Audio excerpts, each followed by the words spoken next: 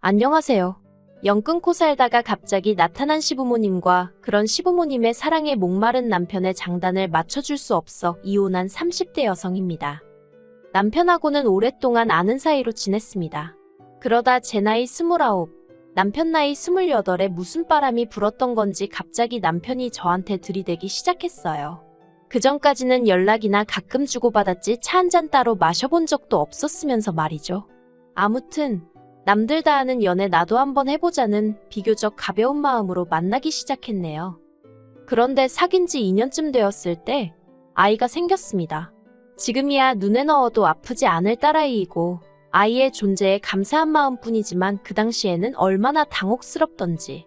남편은 처음부터 저랑 결혼할 생각이었다며 좋아했지만 저는 혼란스러운 마음이 컸어요. 게다가 기뻐하는 남편의 반응과 달리 시댁에서 보인 반응은 차갑기 그지 없었습니다. 여자가 몸가짐을 어떻게 하고 다녔으면 그렇게 애가 쉽게 생기냐는 충격적인 발언도 서슴지 않으셨죠. 그리고 제가 남편보다 1살 연상이라는 사실도 마음에 안 든다 하셨어요. 여자 나이가 많아서 멀쩡한 애나 나오겠냐 하시면서요. 그래서 결국 임신 사실을 알고 2달쯤 됐을 때 남편에게 제가 아이는 지우겠다고 헤어지자고 했습니다. 그런데 남편이 제발 자기만 믿고 따라와 줄 수는 없겠냐며 제 앞에서 무릎을 꿇고 엉엉 울더라고요. 뿐만 아니라 저 몰래 친정부모님을 만나서도 자기가 지금부터 저와 뱃속의 아이를 위해서는 뭐든지 할 테니 제발 장인장모님이라도 저희 편이 되어주시면 안 되겠냐고 통사정을 하더래요. 그래서 결국 시부모님의 반대에도 불구하고 저희는 부부의 연을 맺었습니다. 참고로 어머님은 식장의 끝끝내 모습을 보이지도 않으셨고요. 그래서 이후로 한동안 시댁과는 연을 끊고 지냈습니다. 저희가 신혼여행에서 돌아와 시댁에 인사를 드리러 갔을 때도 문전박대를 하셨고 아이 출산이 임박하여 연락을 드렸을 때도 관심 없다 하셨으니까요. 그리고 매번 그런 상황을 맞닥뜨리니 어느 순간부턴 더 이상 뭘 어떻게 얼마나 노력을 해야 할지 모르겠대요. 그래서 솔직히 언젠가부턴 에라 모르겠다 될 대로 되겠지 않은 심정으로 내버려뒀습니다. 남편도 처음에는 매번 돌아오는 시부모님의 냉랭한 반응에 힘들어하는 눈치였지만 언젠가부턴 저와 마찬가지로 마음을 접은 듯 했고요. 그리고 까놓고 말해서 시부모님의 부재에도 불구하고 저희 일상에는 아무런 지장이 없었던 게 사실이에요. 게다가 친정부모님께서 아이에게 워낙 큰 사랑과 지원을 해주셔서 아이가 조부모의 사랑을 모르고 자란 것도 아니었고요. 그런데 그런 시부모님한테 연락이 온 건 저희 아이가 4살이 되던 해였습니다.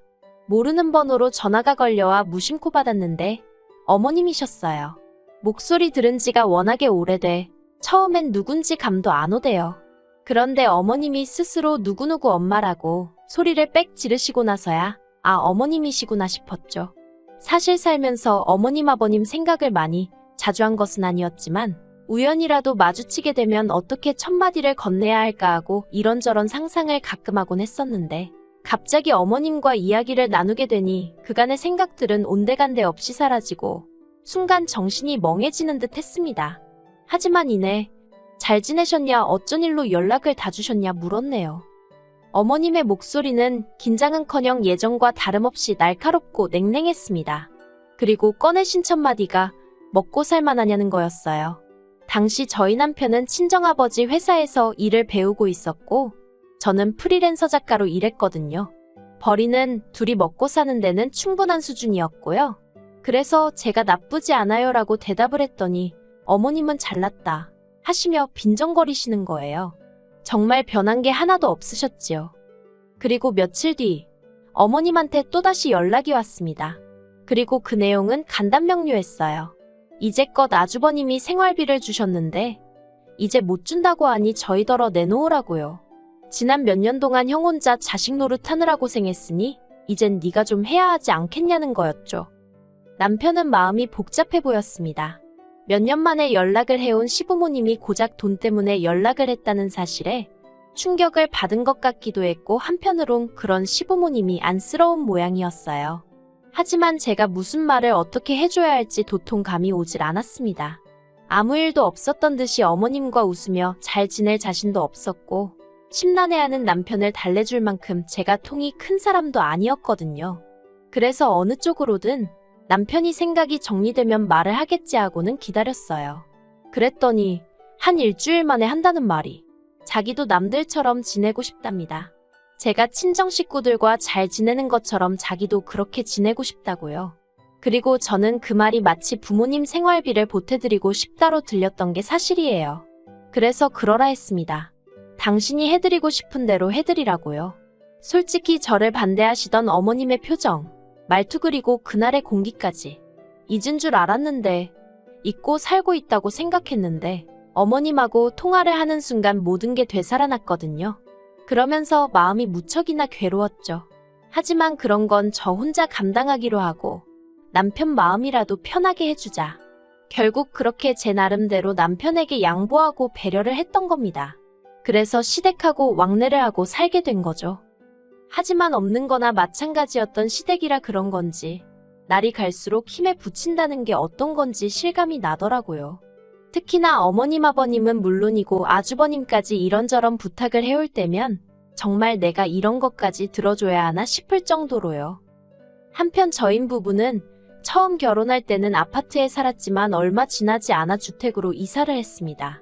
이사를 하게 된 이유는 여러 가지가 있었지만 일단 딸애가 아토피가 있었고 남편이 다니던 회사에서 해고를 당했거든요. 그런데 업계가 워낙 좁다 보니 소문도 좋질 않아서 재취업이 쉽지가 않대요. 그리고 그 사실을 알게 되신 친정아버지가 남편을 걷어주셨습니다. 그리고 친정아버지가 운영하시던 공장은 서울에 있지 않았거든요. 그래서 친정아버지 공장에서 멀지 않으면서 아이가 자라기에 불편하지 않을 정도의 동네를 골라 작은 집을 지었습니다. 2층짜리 주택으로 손녀를 위한 거라며 친정아버지가 목돈을 보태주셨고 이후로는 벽지 하나 장판 하나 제 손길이 미치지 않은 곳이 없었을 만큼 공을 들여 지은 집이었지요. 그런데 어머님과의 연락 이후로 얼마간 흘렀을 때였어요. 어머님이 대뜸 집은 언제 보여줄 거냐 물으셨는데 솔직히 저는 집까지 공개할 만큼은 마음의 준비가 되어 있지 않은 상황이었거든요. 하지만 남편은 달랐던 모양입니다. 뭐랄까, 나름대로 인정을 받고 싶은 눈치였죠. 그리고 그래서인지 남편은 우리가 얼마나 열심히 살았는지 보란듯이 보여주자면서 저를 설득하려 들대요. 그리고 결국 그렇게 시부모님이 저희 집에 오셨습니다. 아주버님네 식구들까지 전부 다 대동하고 말이에요. 그런데 어쩜 아무리 아들 집이라지만 엄연히 남의 집인데 그래도 그렇지 누구 한 명 뭐 하나 사들고 온 사람이 없었습니다. 저는 그래도 나름대로 시댁 식구들이 온다는 생각에 마음이 쓰여서 이것저것 음식도 만들어두고 한 상황이었는데 말이죠. 게다가 다들 짝이라도 한 건지 빈손으로 와서는 집안은 또 어찌나 꼼꼼히 둘러보는지 누가 보면 저희 집 사러 온 줄 알겠더라니까요. 그래도 좋은 게 좋은 거다 생각하고 싫은 티 내지 않고 있었어요. 그리고 식사를 하면서 이런저런 이야기를 나누게 되었는데요. 어머님이 대뜸 이 집은 누가 샀냐, 누구 명의로 되어 있냐 그런 걸 물어보시더라고요. 그리고 저는 제 명의로 되어 있지만 친정아버지가 많이 도와주셨다고 대답하려고 했어요. 그게 사실이었으니까요. 그런데 남편이 자기 명의고 자기가 번 돈으로 샀다고 그러는 겁니다. 깜짝 놀랐어요. 생전 거짓말이라곤 못하는 사람인 줄 알았는데 아무렇지도 않게 그런 소리를 해서요. 하지만 이내 그래 어머님 아버님 앞이라 잘 보이고 싶어서 그러나 보다 하곤 별말은 안 했습니다. 그리고 이후로 어머님이 남편한테 직장 다니는 건 어떻냐 이런저런 이야기를 물어보시면서 하시는 말씀이 아무리 사위라도 사위는 백년 손님이니 친정부모님이 막대하지 못하게 하라나요. 그래서 이때는 제가 아무리 사위라도 직장에서는 부하 직원이니 제가 친정부모님께 뭐라 말씀드릴 게 못 된다고 한마디 했고요. 그리고 얼마 후 시부모님이랑 아주버님네가 이제 그만 가봐야겠다며 일어나는데 남편이 부랴부랴 방에서 지갑을 가지고 나오더니 시부모님 손에 흰 봉투 하나 그리고 시조카 손에 또 봉투 하나를 들려주대요. 저랑은 전혀 상의된 일이 아니라서 당황스러웠는데 더 당황스러웠던 건 그 자리에서 봉투를 열어보는 어머님의 모습이었습니다. 게다가 옆에 계시던 아버님은 줄 거면 따로 줘야지 왜 같이 주냐며 투덜거리시더라고요. 아무튼 그렇게 사람들이 돌아가고 남편한테 제가 좀 전에 있었던 일을 따졌어요. 진명이는 왜 거짓말을 하고 돈을 드릴 생각이었으면 적어도 나랑 상의는 했어야 하는 거 아니냐 했죠. 그랬더니 남편이 하는 말이 몇 년 만에 연락된 가족들인데 아들이 자기 명의로 된 집 하나 없다고 하면 얼마나 한심하게 보겠냐입니다. 그리고 용돈은 몇 년 동안 자식 노릇도 못했는데 한 번 드릴 수도 있는 거지 뭘 그런 걸 따지냐고요. 어이가 없었죠. 그래서 오늘 온 사람들 중 휴지알롤 사온 사람도 없고 우리 딸한테 말 한마디 이쁘다 귀엽다 해준 사람도 없었다. 그런데 왜 우리만 이렇게 납작 엎드려야 하냐고 화를 냈어요. 그리고 제가 남편더러 그렇게 우리 친정부모님한테 도움을 많이 받으면서도 당신이 언제 먼저 선뜻 용돈 한 번 드려봤냐 따졌습니다.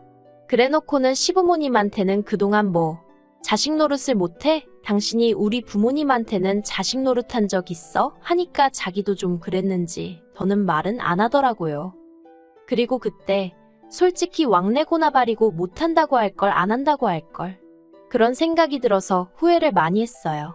제가 바랬던 건 남편이 가족 문제에 있어서 마음이 편해졌으면 하는 것뿐이었는데 이건 뭐 시작부터 하는 짓이 등신마냥 끌려다니게 생겼구나 싶었거든요. 그래서 남편더러 시댁하고 왕래를 하모라든 당신이 알아서 하라고 했습니다.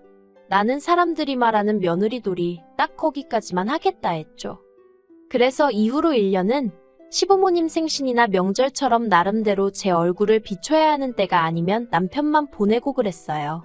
그리고 이것도 나름대로 서운했던 게 그런 와중에도 절대로 남편한테 애라도 데려오란 말씀을 안 하셨다는 겁니다. 며느리는 미워도 손녀는 예뻐해 주셔야 하는 거 아닌가요? 그래도 당신들 핏줄인데 말이에요. 그런데 정말 시쳇말로 얄짤없으시대요. 그러니 더더욱 시부모님에 대한 마음이 안 좋아졌던 게 사실입니다. 그런데 이런 와중에 정말 저희 시부모님이 생각이 없으신 건지 속이 없으신 건지 기도 안 차는 말씀을 하시더라고요. 얼마 안 있으면 당신들 사시는 집 전세 계약이 끝나는데 그러면 저희랑 같이 살아야겠다고 남편한테 그러시더랍니다. 그리고 남편은 이 이야기를 전하면서 2층에 방 하나 남으니까 거기로 오시라고 하면 어떨까 하는데 이건 뭐 어이가 없는 정도가 아니라 당장이라도 입에서 쌍욕이 튀어나올 것 같더라니까요. 그래서 제가 오시긴 어디로 쉬냐고 안 된다고 했어요. 내가 딱 기본만 하겠다고 하지 않았냐고. 그런데 무슨 앞가냐고 그렇게 못한다 했죠. 그랬더니 남편이 그러면 어떡하냐는 거예요. 시부모님은 이 집이 자기 명의로 된 자기 집인 줄 아시니까 그렇게 말씀하신 건데 거기다 대고 뭐라고 하냐면서요. 그래서 제가 잘못 말씀드렸다고 솔직히 털어놓으라 했습니다. 그때는 그냥 말이 헛나온 거고 실은 와이프 명이다. 거기다 장인어른이 엄청나게 보태주셔서 내가 말할 처지가 못 된다 하라고요. 그랬더니 남편이 저더러 정말 너무하다면서 이번에는 자기도 시부모님한테 인정 좀 받고 싶은데 그걸 안 도와주려는 거냐며 황당하고 어이가 없어서 말 한마디도 더는 섞고 싶지 않더군요. 그래서 너는 떠들어라 나는 모르겠다 하고 먼저 자리에서 일어났습니다. 그리고는 딱 한마디만 덧붙였어요. 어머님 아버님이 여기 이사 들어오시는 날이 당신이랑 나랑 이혼도장 찍는 날인 줄 알라고요. 그런데 남편은 제 말을 귓등으로 들은 건지 올 4월이었습니다. 그 무렵에는 어쩔 수 없이 일 때문에 서울에 나갔다 와야 하는 상황이 몇 번 있었거든요. 그리고 그날도 일 때문에 이른 아침부터 점심 무렵까지 서울에서 약속이 빼곡히 차 있었어요. 그래서 딸애는 전날 친정어머니께 맡기고 새벽 5시 반에 집을 나섰죠. 그런데 점심 약속이 캔슬이 되면서 생각보다 일찍 일정이 마무리되었습니다. 일에 시달려서인지 오로지 빨리 집에 가고 싶은 마음뿐이라 평소라면 바깥 구경도 할 겸 버스를 탈 건데 택시를 탔어요. 그리고 거의 집에 다 도착했을 때쯤 저는 생각지도 못한 광경을 보게 되었습니다. 집 앞에 웬 이삿짐 차량이 와 있었고 보아하니 이제 막 짐을 내리기 시작한 듯 하더라고요. 그리고 그 앞에는 뭔가를 지시하는 저희 남편과 시부모님이 계셨죠. 순간 남편과 눈이 마주쳤는데 남편이 화들짝 놀라는 게 저는 신발이 벗겨지는 줄도 모르고 뛰어가 들고 있던 핸드백으로 남편을 후려쳐버렸습니다. 그리고는 지금 이게 무슨 상황이냐고 냅다 소리를 질렀네요. 그랬더니 어머님이 제 머리채를 잡으시곤 이게 미쳤냐며 뭐하는 짓이냐입니다. 그리고 솔직히 저도 머리채가 잡혔으니 아팠을 거 아니에요. 그러니 본능적으로 어머님을 밀치듯 떼어냈어요. 그러자 이번엔 다시 남편이 저더러 진정 좀 하라며. 그래서 제가 이삿짐센터 직원들한테 이거 지금 이 집으로 이사 들어가는 거냐니까 그렇답니다.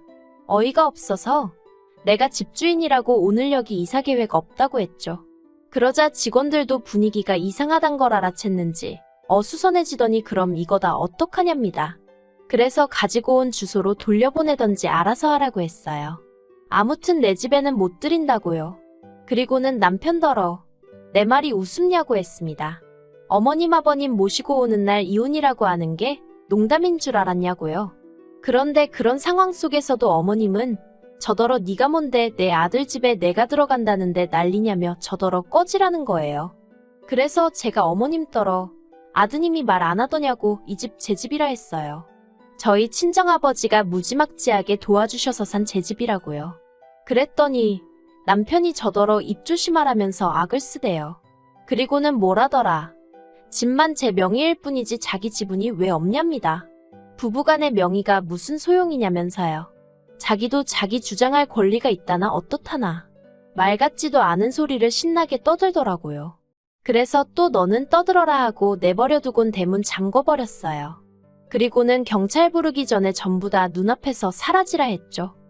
그런데 이후로 어머님 아버님은 결국 그 짐을 다 싣고 아주버님네로 가셨는데 이제 아주버님 처 그러니까 형님이 난리가 났던 모양이에요.